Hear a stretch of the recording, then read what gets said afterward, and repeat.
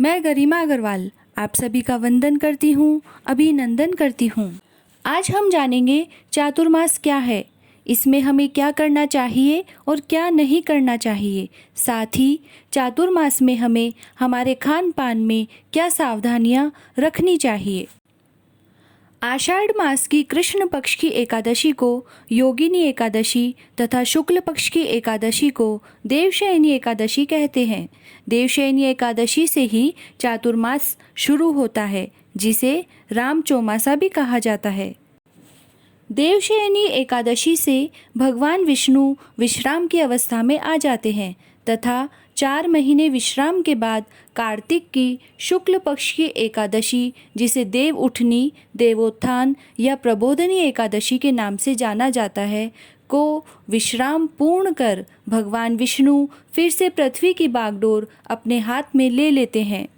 यह 4 महीने श्रावण, भाद्रपद, अश्विन और कार्तिक मास को चातुर्मास कहा जाता है।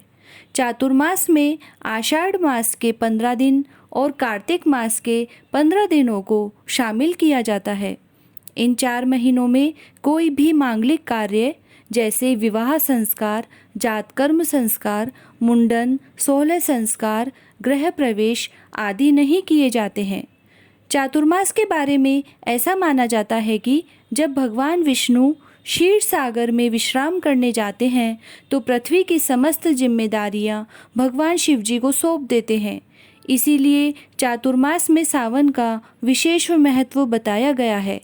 सावन के महीने में भगवान शिव माता पार्वती के साथ पृथ्वी का भ्रमण करते हैं और अपने भक्तों को आशीर्वाद प्रदान करते हैं। चातुर्मास का समय साधना के लिए श्रेष्ठ माना जाता है। इसमें एक स्थान पर ही बैठकर साधना करनी चाहिए।